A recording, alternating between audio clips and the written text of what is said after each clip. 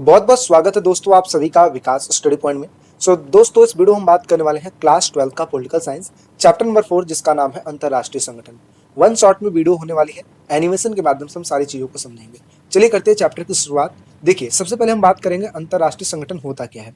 देखिए अंतरराष्ट्रीय संगठन की परिभाषा की अगर मैं बात करूं तो अंतरराष्ट्रीय संगठन ऐसा संगठन होता है जो कि अंतरराष्ट्रीय लेवल की समस्याओं का अध्ययन करता है, उसका विश्लेषण करता है, उसको सुलझाने का प्रयास करता है, उसे अंतरराष्ट्रीय संगठन कहते हैं। देखिए कुछ समस्याएं ऐसी होती हैं जो किसी एक देश के काबू में नहीं होती है। जैसा कि आप कोरोना के समय आप देख सकते हो, कोई एक देश इस चीज से काबू नहीं पाया, सारे देशों को मिलकर सामना करना पड़ा। इसी वजह से अंतरराष्ट्रीय संगठन की स्थापना की जाती है ताकि ऐसी समस्याएं जो कि वैश्विक लेवल पे होती है उस चीज से जल्दी निपटारा किया जा सके। अब बात करते हैं संयुक्त राष्ट्र संघ को लीग ऑफ नेशन के नाम से जाना जाता है। बात करते हैं लीग ऑफ नेशन क्या है। जब 1914 से लेकर 1918 के बीच में जब प्रथम विश्व युद्ध हुआ था तो उस समय इतनी ज्यादा जान और माल की हानि हुई थी कि देश ने यह सोचा कि भाई इस तरीके का आगे चल के कोई युद्ध ना हो जिसकी वजह से इतना बड़ा नुकसान ना हो। तो ऐसे में लीग ऑफ नेशन की स्थापना की गई थी 10 जनवरी 1920 की। अब आगे चल के 1939 से लेकर 1945 के बीच में द्वितीय विश्व युद्ध हो जाता है। तो लीग ऑफ नेशन जिस उद्देश्य के साथ बनाया गया था वो उस उद्देश्य में विफल हो जाता है। तो ऐसी स्थिति में इसका नाम चेंज करके या आप यूं कहो कि इसको चेंज करके संयुक्त राष्ट्र संघ की स्थापना की गई थी जो कि 24 अक्टूबर 1945 में हुई थी। वर्तमान समय में इसको यूएनओ के नाम से जाना जाता है, यानी कि यूनाइटेड नेशन ऑर्गेनाइजेशन के नाम से जाना जाता है। ये इसका लोगो है, लोगो के हिसाब से भी क्वेश्चंस आते हैं। अब देखिए आगे बात करते हैं हमें अंतरराष्ट्रीय संगठन की आवश्यकता क्यों होती है, यानी कि इस प्रकार की संगठनों की आवश्यकता क्यों होती है। कुछ समस्याएं ऐसी होती हैं जिससे निपट पाना किसी एक देश के लिए संभव नहीं हो पाता है। ऐसे में अंतरराष्ट्रीय संगठन मदद करता है ताकि इस तरीके की जो समस्याएं हैं जैसे बीमारी, वैश्वीकरण, आतंकवाद, ग्लोबल वार्मिंग, इन सब चीज से निपटा जा सके। शांति और युद्ध के मामले को भी सुलझाती है अशांति और युद्ध के मामले को भी सुलझाती है। ये विभिन्न देशों के मामले को भी सुलझाती है। अब बात करते हैं संयुक्त राष्ट्र संघ का विकास किस तरीके से ये सामने आया। तो जैसा कि मैंने आपको बताया, प्रथम विश्व युद्ध में विनाश को देखते हुए दुनिया में इस बात की चर्चा होने लगी थी कि भविष्य में ऐसा नुकसान और ना हो, झगड़ा ना हो, विश्व में शांति स्थापित रहे, जिसके लिए एक अंतर्राष्ट्रीय संगठन का निर्माण करना आवश्यक था, जिसकी वजह से लीग ऑफ नेशन का उदय हुआ। यह संगठन द्वितीय विश्व युद्ध 1939 से लेकर 1945 को नहीं रोक पाता है। इसी की वजह से पहले की अपेक्षा यानी कि प्रथम विश्व युद्ध की अपेक्षा और ज्यादा लोगों की हानि होती है और सामान का नुकसान होता है और बहुत सारे लोग मारे जाते हैं। इसी वजह से संयुक्त राष्ट्र संघ की स्थापना की गई थी। अब बात करते हैं संयुक्त राष्ट्र संघ की स्थापना लीग ऑफ नेशन के उत्तराधिकारी के रूप में हुई थी। जैसा कि आप देख सकते हैं यूनाइटेड नेशन ऑर्गेनाइजेशन द्वितीय विश्व युद्ध के एकदम बाद 24 अक्टूबर 1945 में इसे स्थापित किया गया था। 51 देशों द्वारा संयुक्त राष्ट्र संघ की घोषणा पत्र पर हस्ताक्षर किया गया था जिसके माध्यम से इसका गठन किया गया था। अब आपसे एक एक नंबर के क्वेश्चंस में भी ये चीज पूछा जा सकता है कि लीग ऑफ नेशन का उत्तराधिकारी कौन है, तो आप क्या बोलोगे, संयुक्त राष्ट्र संघ है। दूसरे नंबर पे संयुक्त राष्ट्र संघ की स्थापना कब हुई थी, 24 अक्टूबर 1945 में हुई थी। कुल कितने देशों ने मिलकर इस पर हस्ताक्षर किया था, तो 51 देशों ने मिलकर हस्ताक्षर किया था। संयुक्त राष्ट्र संघ का लक्ष्य क्या होता है, अंतरराष्ट्रीय संघर्षों को रोकना और साथ ही साथ राष्ट्रों के बीच में सहयोग की राह दिखाना। संयुक्त राष्ट्र संघ के सदस्य देशों की संख्या कितनी है, तो आप कह सकते हो 2006 तक 152 थी, आगे चल के 193 यानी कि 193 देश हो चुके हैं, क्योंकि दक्षिणी सूडान को इसमें जोड़ दिया गया था। आगे चल के फिलिस्तीन को भी जोड़ने की बात हो रही है, अगर ये जुड़ जाता है तो वो 94वां देश बन जाएगा। आगे बात करते हैं संयुक्त राष्ट्र संघ के उद्देश्य। उद्देश्य में देखिए सबसे पहला उद्देश्य होता है झगड़ों को रोकना। कौन से झगड़े, जो कि अंतर्राष्ट्रीय लेवल पे होते हैं। दूसरा, राष्ट्रों के बीच में सहयोग की राह दिखाना। तीसरा है अगर किसी एक देश में युद्ध छिड़ जाए तो शत्रुता के दायरे को कम करना, जितनी जल्दी हो पाए उतनी जल्दी युद्ध को खत्म करना। पूरे विश्व के लिए सामाजिक आर्थिक विकास के लिए काम करना। आपदा, महामारी आदि समस्याओं को निपटाने में मदद करती है। अब बात करते हैं संयुक्त राष्ट्र संघ का महत्व क्या है, यानी कि इंपॉर्टेंस क्या है। तो सबसे पहले ये अंतर्राष्ट्रीय स्तर पर समस्याओं का अध्ययन करती है। दूसरे नंबर पे समस्याओं को सुलझाने के लिए इसकी स्थापना की गई है। विश्व शांति की स्थापना के लिए इसकी स्थापना की गई है।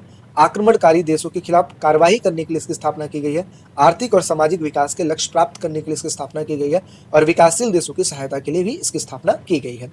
अब बात करते हैं यूएनओ के कितने अंग हैं। हालांकि यूएनओ के 6 अंग हैं, इसके बारे में पेपर में बहुत कम देखने को मिलता है, अदरवाइज इसके नाम को आपको याद करके रखना है। जैसे सबसे पहला है महासभा, दूसरे नंबर पे सुरक्षा परिषद, तीसरे नंबर पे आर्थिक और सामाजिक परिषद, चौथे नंबर पे न्यासिता परिषद, 5वें नंबर पे अंतर्राष्ट्रीय न्यायालय और 6ठे नंबर पे सचिवालय। यहाँ पे मैं आपको बता दूं, जो दूसरा अंग है यानी कि सुरक्षा परिषद, इसके बारे में बार बार जिक्र होगा। सुरक्षा परिषद बेसिकली सुरक्षा को ध्यान में रख के बनाया गया था, जिसमें कुल देशों की संख्या 15 है, जिसमें से 10 अस्थायी हैं और 5 स्थायी सदस्य देश हैं। अब बात करते हैं, नोट करने वाली बात है, यूएनओ की स्थापना 24 अक्टूबर 1945 में हुई थी। संयुक्त राष्ट्र संघ में वर्तमान में जो सदस्य हैं 193 हैं। संयुक्त राष्ट्र संघ में आम सभा में सभी सदस्यों को वोट हासिल है। संयुक्त राष्ट्र संघ का सबसे अधिक दिखाई देने वाला जो चेहरा है वो है महासचिव का, जो प्रेजेंट टाइम में कौन है, एंटोनियो गुटेरेस, जैसा कि आप देख सकते हैं इमेज में। अब बात करते हैं सुरक्षा परिषद में टोटल कितने सदस्य देश हैं, तो 15 हैं, जिसमें से 10 अस्थायी हैं यानी कि फिक्स नहीं है, हर 2 साल में चेंज होते रहते हैं, और जो 5 हैं वो स्थायी हैं। आगे बात करते हैं, सुरक्षा परिषद संयुक्त राष्ट्र संघ की कार्यपालिका के समान है, यानी कि जिस प्रकार से हमारे देश के लिए कार्यपालिका काम करती है उसी प्रकार से संयुक्त राष्ट्र संघ के लिए सुरक्षा परिषद काम करती है एज ए कार्यपालिका के रूप में। अब बात करते हैं चार्टर। चार्टर क्या होता है, बेसिकली जैसे हमारे देश में संविधान होता है उसी प्रकार से अंतर्राष्ट्रीय नियम कानून जिस चीज में लिखे गए हैं उसी को चार्टर कहते हैं। अंतर्राष्ट्रीय शांति तथा सुरक्षा बनाए रखने की जिम्मेदारी सुरक्षा परिषद की होती है। रचना की अगर मैं बात करूं तो सुरक्षा परिषद में कुल 15 देश हैं, जैसा कि आप देख सकते हैं 5 स्थायी सदस्य देश हैं, 10 अस्थायी सदस्य देश हैं। 5 स्थायी सदस्य देश कौन कौन से, ब्रिटेन, फ्रांस, रूस, संयुक्त राज्य अमेरिका और चीन। इसके 10 अस्थायी सदस्य जो देश हैं हर 2 साल में चेंज होते रहते हैं, जो कि महासभा चुनती है। अब बात करते हैं सुरक्षा परिषद के कार्य। तो कार्य देखिए, सबसे पहला कार्य अंतर्राष्ट्रीय शांति को बनाए रखना, सुरक्षा संयुक्त राष्ट्र संघ के नए सदस्यों का चुनाव करना। सुरक्षा परिषद किसी ऐसे मामले पर तुरंत विचार कर सकती है जिसकी वजह से अंतर्राष्ट्रीय शांति और सुरक्षा भंग होने का भय रहता है। सुरक्षा परिषद आक्रामक कार्यवाहियों, विश्व शांति के लिए खतरे की संभावनाओं तथा शांति भंग किए जाने वाले कार्यों के विषय में कार्य करती है। साथ ही साथ सुरक्षा परिषद प्रादेशिक समस्याएं सुलझाने में भी महत्वपूर्ण भूमिका निभाती है, ठीक है, यानी कि देशों के मामलों को भी सुलझाने में अहम भूमिका निभाती है। इस तरीके से सुरक्षा परिषद चार्टर के संशोधन में महत्वपूर्ण भूमिका निभाती है। अगर जैसे संशोधन भी करना होता है तो सुरक्षा परिषद उसमें अहम भूमिका निभाती है। अब बात करते हैं शीत युद्ध के बाद संयुक्त राष्ट्र संघ में सुधार। जैसा कि आपको पता है, शीत युद्ध की जब समाप्ति हुई थी तो यानी कि सोवियत संघ का अंत हो गया था, तो विश्व में सिर्फ और सिर्फ अमेरिका का बोलबाला था। अमेरिका जब पावरफुल हो गया तो ऐसे में अपने हिसाब से जिस मर्जी देश पे आक्रमण कर देता था। इट मीन्स ऐसे कि आप कह सकते हो कि 4 ऑपरेशंस अमेरिका ने किए हैं, जैसे operation desert star, operation infinite reach, operation Iraqi freedom, operation enduring freedom, ठीक है। हालांकि ये फर्स्ट चैप्टर में आता है, जो कि फर्स्ट चैप्टर में डिलीट हो चुका है, ठीक है। बस आपको इतना ध्यान रखना है कि अमेरिका जब पावरफुल हो गया तो उसने 4 ऑपरेशंस किए थे, ठीक है। अब बात करते हैं, शीत युद्ध के बाद संयुक्त राष्ट्र संघ में सुधार की मांग उठने लगी, क्योंकि अगर संयुक्त राष्ट्र संघ इतना कारगर काम करता तो अमेरिका क्यों अपने मन के हिसाब से वो आक्रमण करता। सिंपल सी बात है, आखिर यूएनओ की स्थापना किस लिए की गई है, उस चीज को रोकने के लिए ना। आगे संयुक्त राष्ट्र संघ के समक्ष 2 प्रकार के बुनियादी सुधारों की मांग की गई है। जैसे पहला, संयुक्त राष्ट्र संघ की बनावट और उसकी कार्यप्रणाली में सुधार की बात की गई है। दूसरे नंबर पे इस संगठन के न्यायाधिकार में आने वाले जो मामले हैं उसकी समीक्षा की जाए। बनावट और प्रक्रिया में सुधार के तहत सबसे बड़ी बहस सुरक्षा परिषद के कामकाज को लेकर आती है, क्योंकि इसके कामकाज में ना अधिकतर पश्चिमी देशों की हित दिखाई देती है, ठीक है, क्योंकि यूएनओ स्थापित भी पश्चिम देश में है और साथ ही साथ वो पक्षपात भी थोड़ी बहुत चीजें हो जाती हैं। सुरक्षा परिषद में स्थायी तथा अस्थायी सदस्यों की तादाद बढ़ाई जाए, इसको भी लेकर मांग उठी है।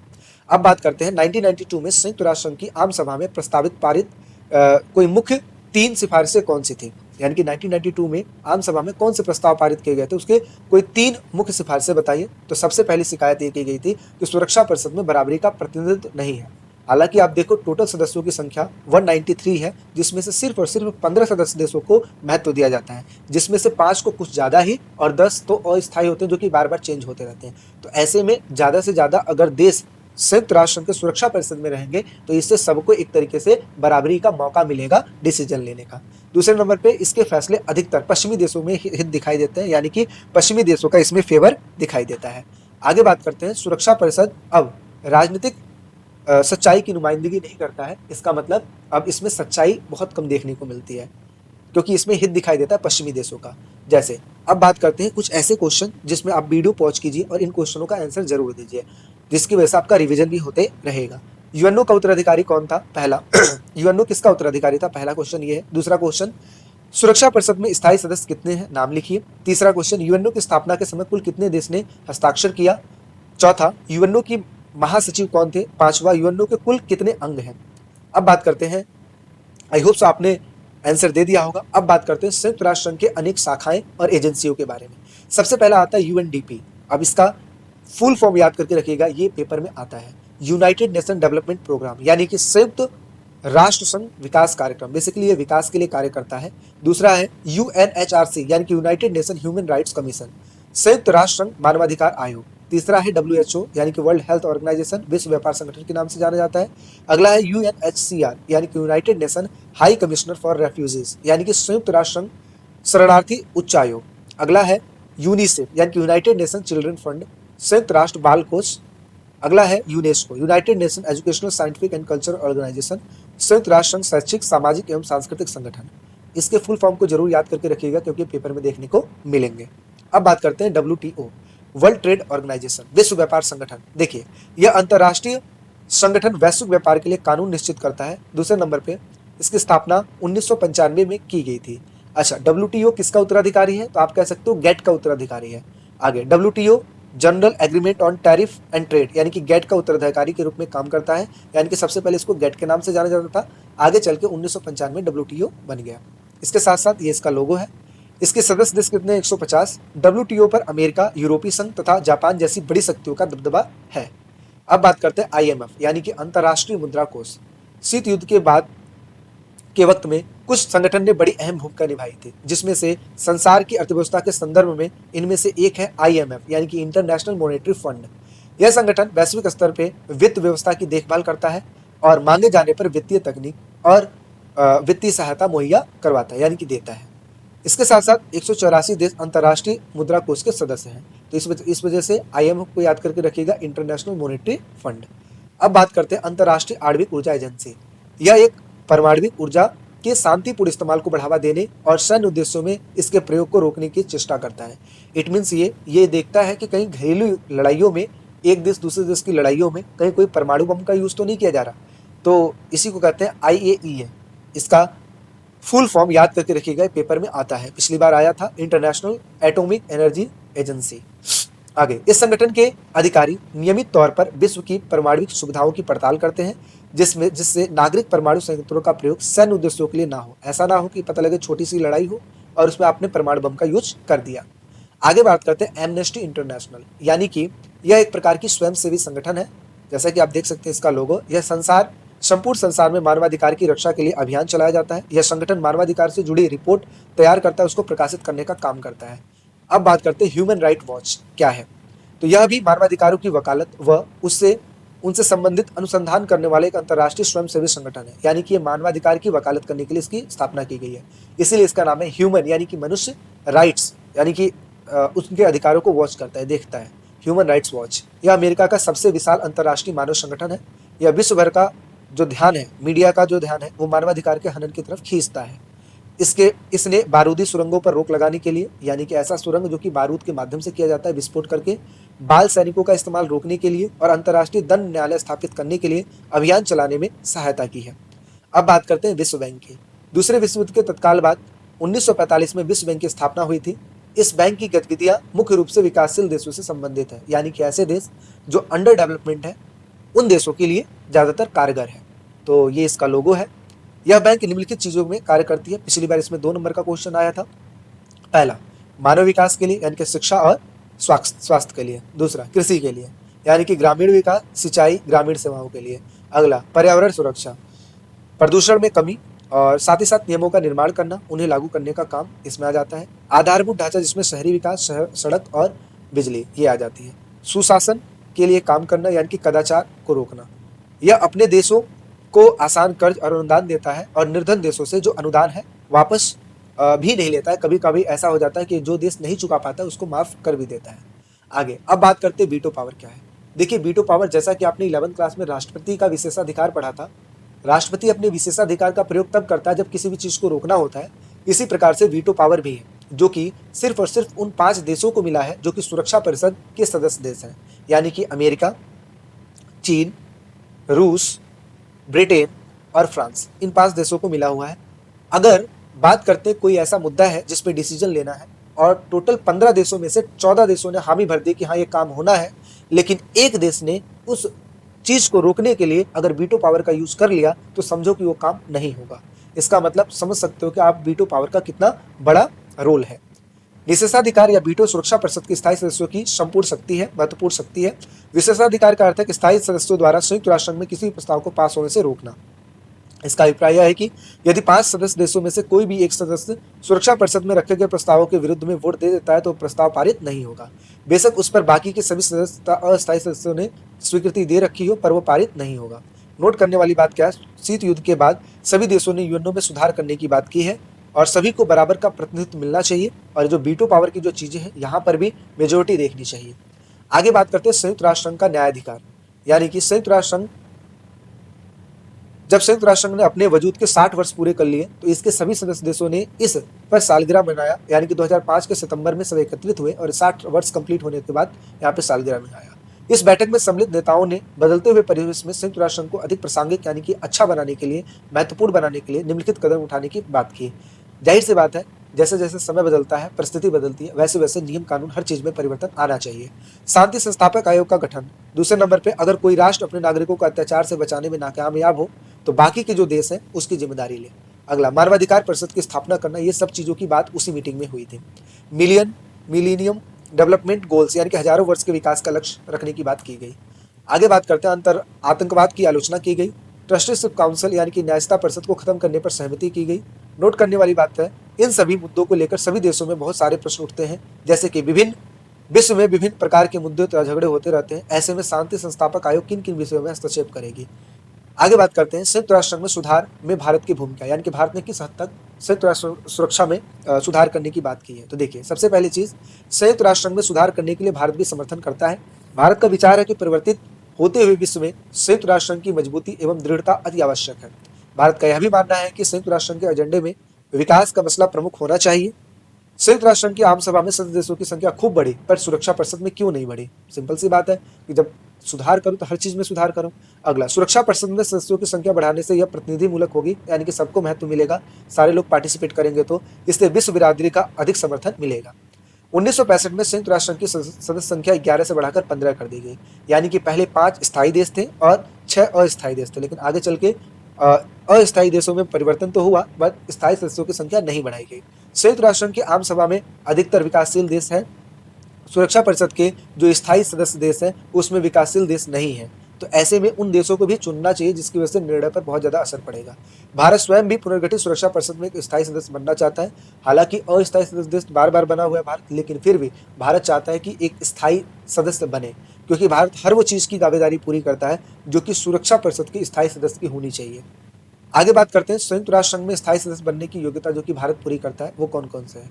पहला, भारत विश्व की सबसे बड़ी जनसंख्या वाला दूसरा नहीं अब पहला मुल्क है।